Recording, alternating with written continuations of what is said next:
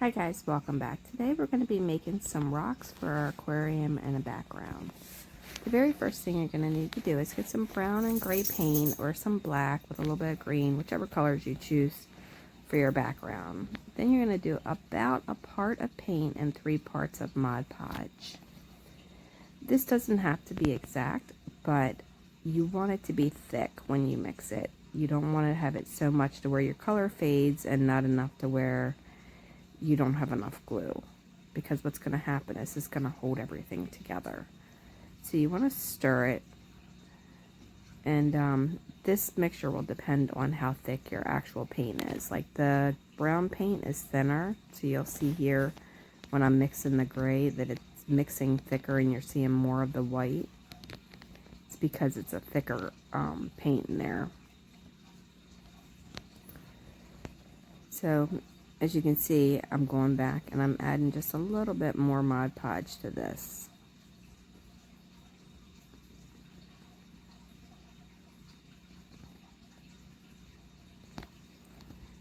Alright, now I'm going to go ahead and start one more time. Now you're starting to see a little bit of white swirls in there, which is what you want to see when you're mixing it. So it has a decent, consistency. Now I'm adding sand, and this is only to give it a little bit of texture. You can dye your sand before you put it in here, which I think is what I'll do the next time, because when it dries it does kind of come through a little bit with the white showing through rather than the brown like I was looking for.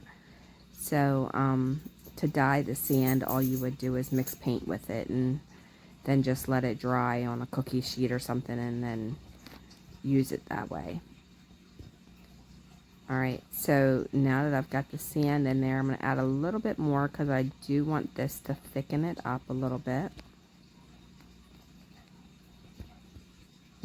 And I am using saltwater aquarium sand for this. This is pretty expensive sand when you buy it in a bag at the pet store, but it's a lot finer than the regular sand that you would get as play sand or sand at the beach or anything like that. It's just very, very tiny, so it works out great. Regular sand probably looks more like rocks compared to this. Alright, so now I'm using really cheap 2-ply toilet paper, and you can get this at your local dollar store, and you're just ripping it up and shoving it in there. And the object here is to get this all mixed in to where every piece of toilet paper is covered, but your consistency is extremely thick. You want this to be more of a pasty kind of mixture when you're all done. See how it's just kind of moving around in there? And you can see that there was a little piece of white toilet paper not quite mixed in. You want to try and mix that stuff in there until you have it completely mixed. Then you can add more.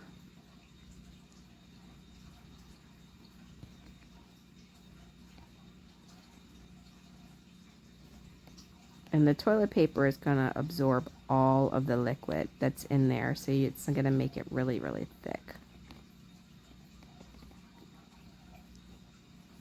And I'm just using some recycled cups to stir this in so they can go in the trash, so I don't have to worry about it when I'm done, and a toothpick to stir it. But you can use whatever you feel, is acceptable for your crafting. But you can see how thick it is now, right?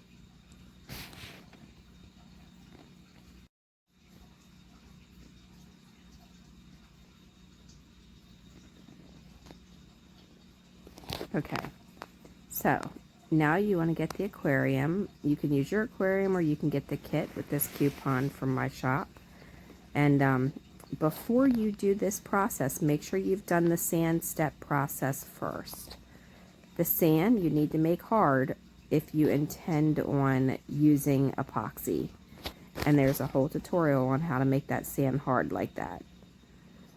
Alright, once your sand is hard, then you can take and mix the two together like I'm showing you here. And you can do this on a surface before you put it in there, or you can put it in there and do it as you go. So for this first part, I'm showing you how I'm doing it on the table so you can see it, because it's going to be kind of hard to see it mixture, or to see the mixture together once it's in there. Alright, you want to look at your tank and make sure you've got the best side, because if you're like me, you got a little bit of fingerprints on there or glue. Alright, so now I'm just taking a little bit of the toothpick and I'm pressing it down inside. And I'm trying to get it in the corners without getting it all over the place.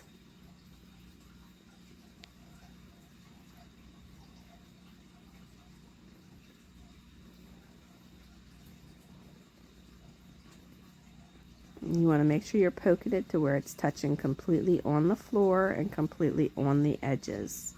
And you can do just a little bit at a time.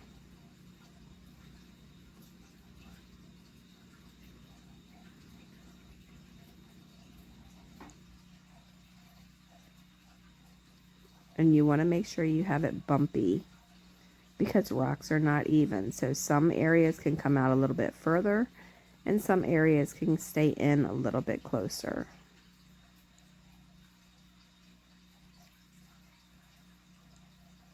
Now, as you can see here, I'm putting a big chunk of the gray in here.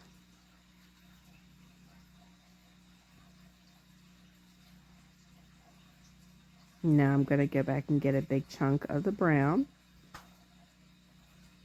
And this is how you can do it if you don't want to mix it together on the table to blend those colors in.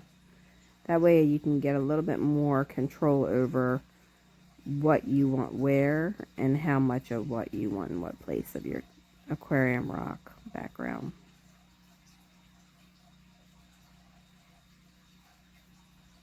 This technique can also be used if you use the lizard tank that I have, and you can make rocks that look more realistic and backsplashes for the terrariums and stuff like that too.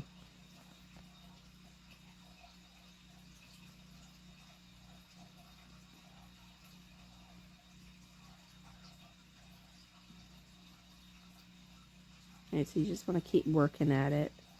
As you can see, I'm kind of making a little gully in there with a hole. I don't know if you can see that up close quite yet, but you'll see me do it in a second. And I'm just trying to texturize this whole entire thing so it looks more like a backsplash. And there's that hole. You can see it a little bit better now. And that's so I can put leaves in there when it dries or before it dries. Oh, look, that toilet paper's not all the way mixed up. See, I didn't have enough liquid in that for that piece, so I should have stirred it a little bit better. Alright, so now I'm going to do a little bit with the gray, and I'm going to continue this process throughout this, so you can just watch me here for a minute how I do this and you'll see.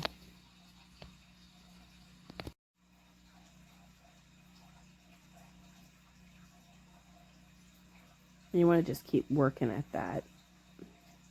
If you can notice, I'm bringing it out pretty far away from the backsplash so that it's not directly touching like that same area, and it's going to be extended further out. And once this is completely dry, and it will take probably, depending on the temperature of your climate and your house, wherever you have it set, it will take anywhere to get it thoroughly dry completely all the way through 1 to 2 days. And you also will need to seal it before you put your deep pour epoxy in. So I'm going to try this for the first time by sealing it with the deep pour epoxy before I actually fill the tank, rather than trying to just put Mod Podge over top of it. So that way it hardens it a little bit. But this may actually shrink a little bit too, so the deep pour epoxy will stop that from happening, like if it's not fully dry when you do your epoxy. So definitely make sure that it's dry beforehand. That way if it did shrink, depending on what kind of toilet paper that you used, you can go ahead and address that beforehand.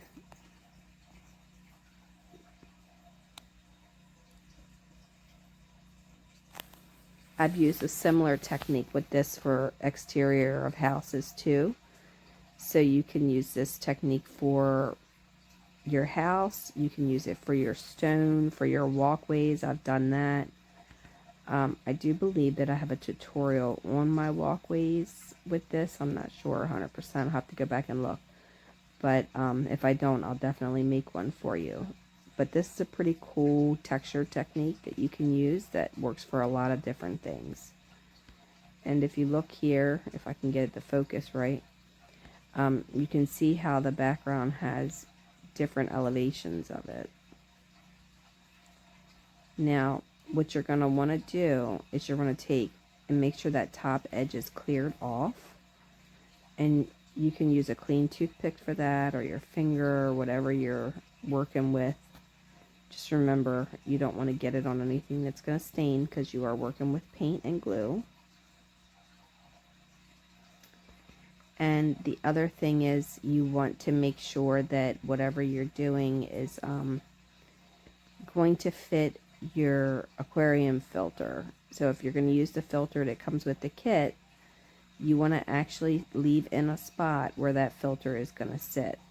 Now, I don't intend on putting a filter on this, so I'm just going to leave it like that. But if I was, I would add the filter right now while it was wet.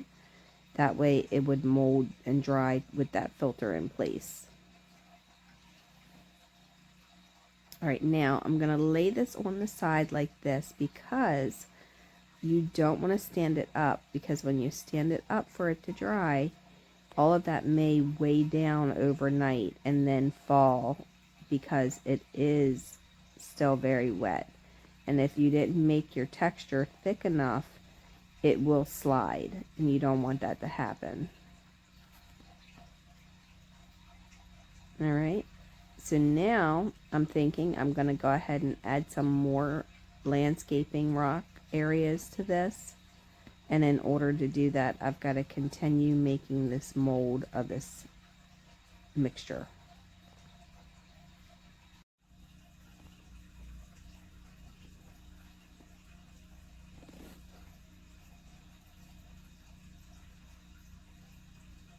Okay, so here I am. This one I'm going to be mixing on the table because, like I said, you know, I want to make the rocks and stuff, and I can't really mix it, otherwise I'll get it in the sand on there.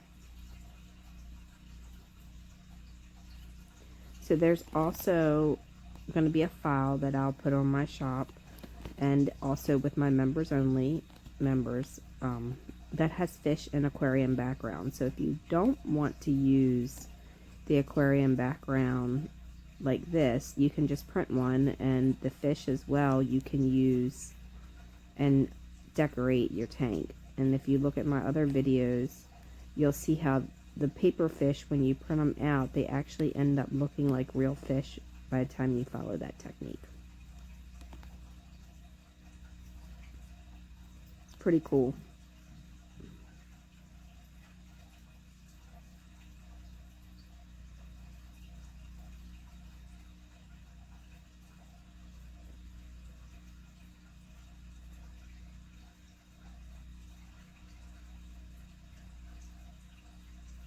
Alright, so what I'm doing here is I'm just kind of pulling that back to try and get it to look like it's rolled chunks. That way it has a little bit more texture to it. And I will tell you this, when you're moving it around in there, you will get like this faint, like I can't even talk, the paint on your sand. So make sure you get it where you want it and keep it where you want it, because that paint will get on the sand.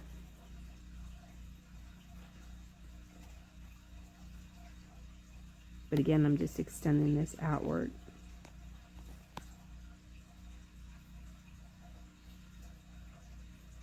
And I'm just going to elevate that just slightly. And you see I keep mixing this is because I don't want to take any chances that the top started to dry or any excess liquid started to seep to the bottom.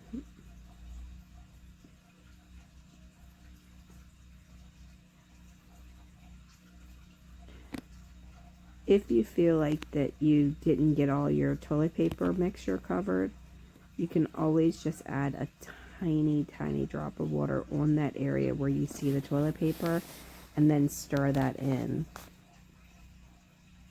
Alright, so here is just a very small micro plant that I have. And these you can also get on my shop too.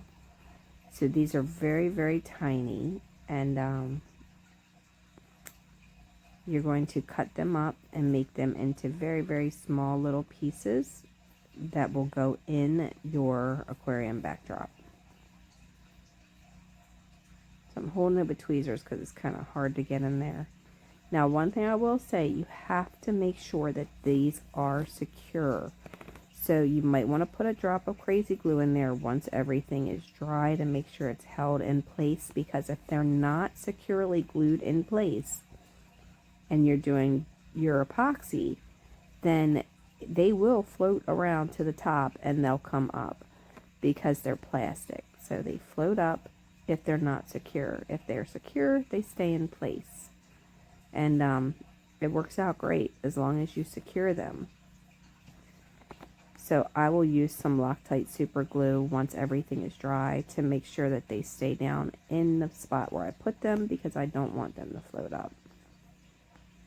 And I'm just breaking off little tiny pieces of this and I'm putting them in there.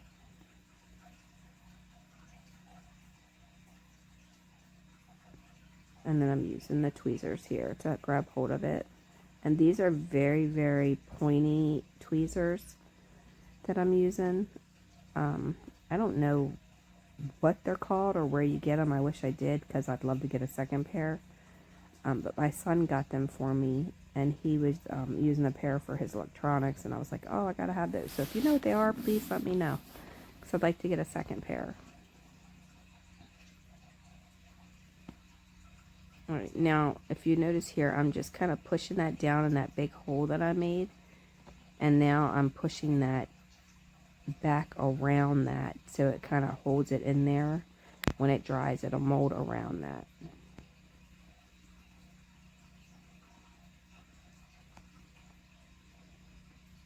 Hopefully this video comes out clear for you, because I had to zoom in pretty far in order to get this, because it's such detail on here.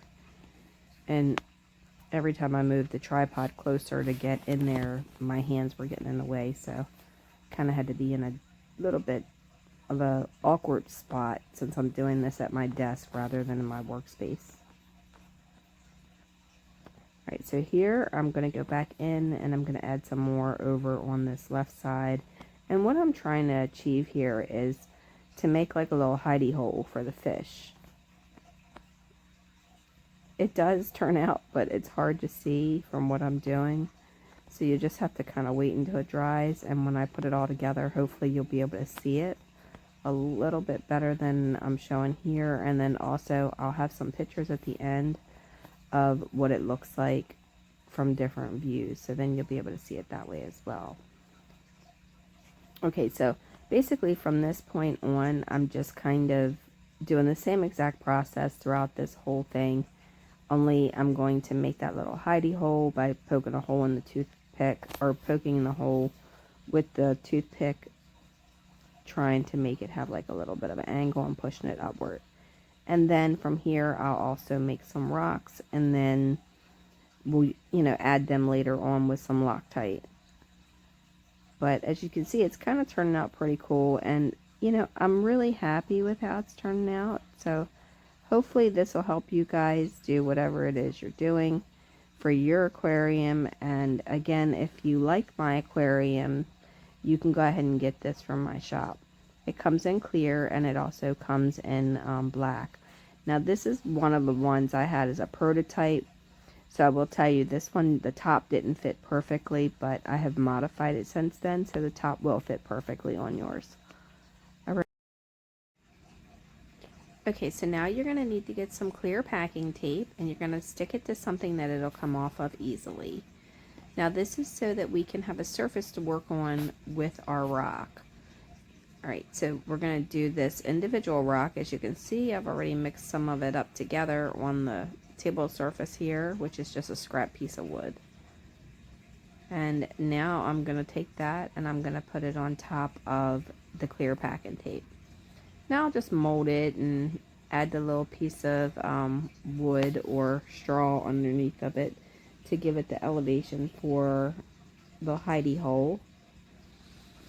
And for this one, I'm actually using a piece of bark that came off of a piece of wood that I picked up from one of my hikes. So, but a straw will work just fine, or you can just mold it like I did the inside the aquarium without it. Either way works. But it's up to you. This is like trial and error for your whole entire aquarium. Like, if you've never done it before, you're just kind of like guessing at it and molding it the way that you want it, and it works out really great. But rocks are not standard in any way unless they're man-made, and last time I checked, regular rocks in like a stream or a waterfall or anywhere that, you know, you might see even on a mountain are very uniquely different. So you can make it how you want and it'll just work out just perfect. So anyway, hopefully you're enjoying this process, and hopefully you can use it for something that you're doing. I'm going to continue molding this here and we'll see how it turns out.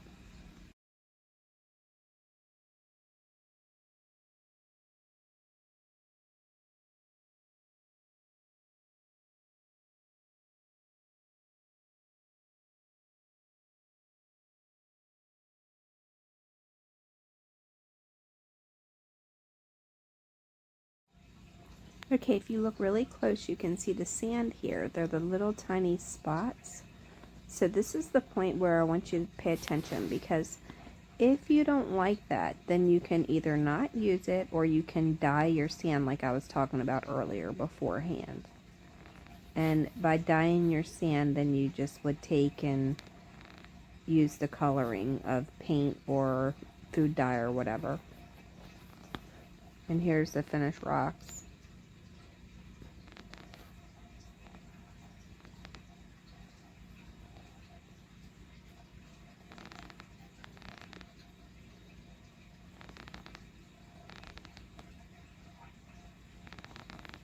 Alright, thanks for watching. Leave a question, suggestion, or comment below, and see you next time.